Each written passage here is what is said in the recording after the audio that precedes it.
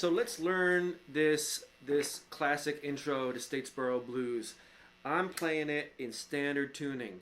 So in fact, I'm playing a transcription of what Warren Haynes played on a 2009 live performance. So it's Dwayne's lick, but it's Warren's take on it, and again, it's in standard tuning, so it's kind of practical to learn it this way. So I'm wearing a glass slide. Warren uses a Coricidin bottle. This is a little bit bigger, a little bit too long, even for my fingers. I'd like a little shorter. It's also played with fingers rather than a pick, and this is really the crucial thing that we're going to get out of this little lesson is this point, and that's really the main reason I'm doing this. You're going to find that if you rest the thumb, the side of the thumb, on the lower strings, it'll quiet those quite a bit. And you'll use the thumb to play maybe the D string, the G, even the B occasionally when it alternates with a high E string. As far as the remaining fingers, index and middle, in kind of a free combination. A lot of licks will alternate between thumb and finger. The idea is that you'll play a note, let's say with the thumb, and you'll bring it right back to mute it as you pick a note with the index finger on the adjacent string. There's a lot of seesawing back and forth. So let's take a look at a couple of the opening licks so we get a practical application of these things. So to start, we have, well, he's playing in the key of D, and he uses 7th fret notes as if you were playing, your simple D bar chord in that actually like a 5th fret position. So the notes that are on the 7th fret, those make up a D triad. So he begins with sliding on the B string up to the 7th fret, and then alternates that with a 7th fret of the A string.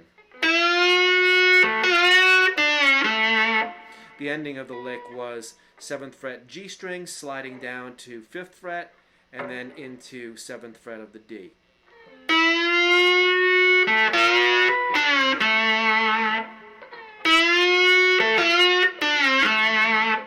I'm going to show you the muting hand, the picking hand and muting hand.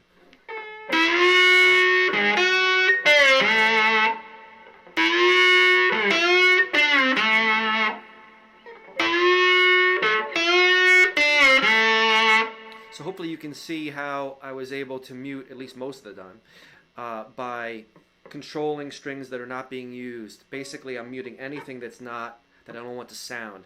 And if you listen to Warren, he's really so careful about that. As wild and as free as his playing is, he's really super careful about getting his linear ideas out. His lines are very focused, and it's done through really careful right hand muting. More careful than that.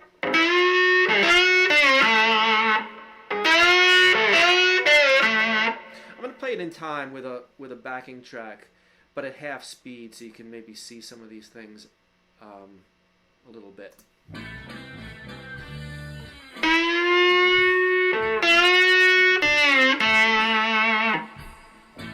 So that's the first lick. The next one's a bit tougher. It uses the B and E strings in its entirety. You're going to slide into the 10th fret on the B string, and that'll be our starting point. I guess you could look at the tab for this, but so that's our starting notes. B string to E string at the 10th fret, sliding into that first note. Repeat that high E string note and slide down to the 8th fret. And then I finished up with 10th fret of the B again.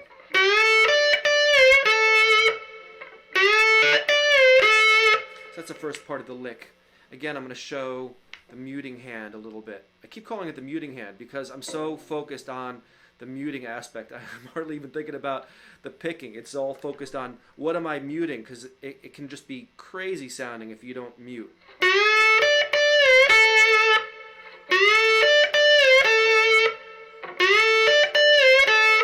right, the lick finishes up with a big slide up to the 17th fret of the high E string, then a slide into the 14th fret, and then back down to the 10th fret.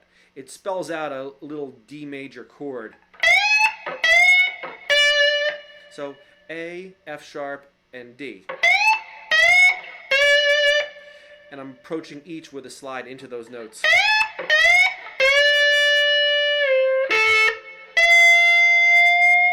So I demoed the end there too. So after those descending slides, you have another instance of 10th fret sliding down to 8th fret on the high E. And then a slide from into the F on the 13th fret of the E string, and then it starts to wander up toward F sharp.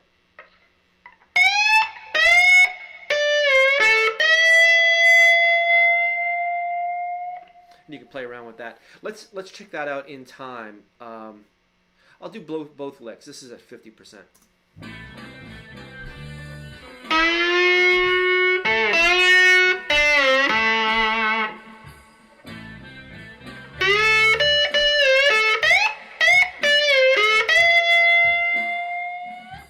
I'll do it again.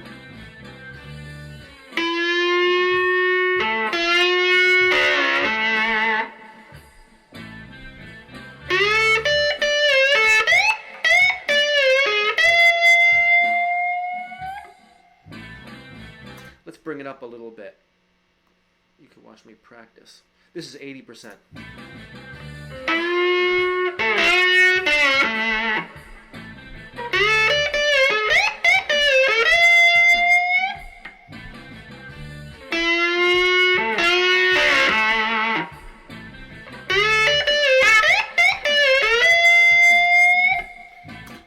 Too bad. It's coming along. I'm working it just like you guys. So let's go up all the way. We'll see how that goes. You know, learn the lick slow and then bring it up in time. I find that if you learn this lick really well, any lick at a slow speed, it doesn't take much to bring it up in tempo. If you keep trying it at 100%, it may never work. Work at 50, work at 75, and then sail on up. That being said, I'm just going to go for it and see how it is at 100%. Better get the slide on my finger. One more time.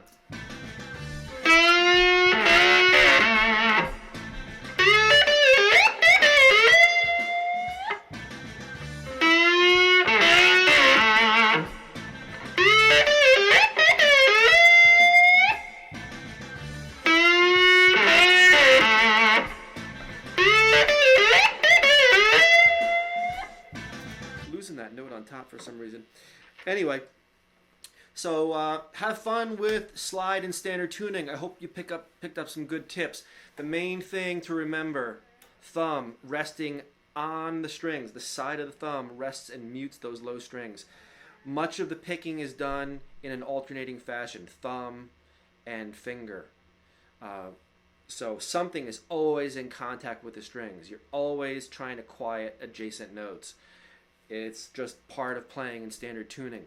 Warren does it great, so check him out and have fun playing the blues. All right, bye.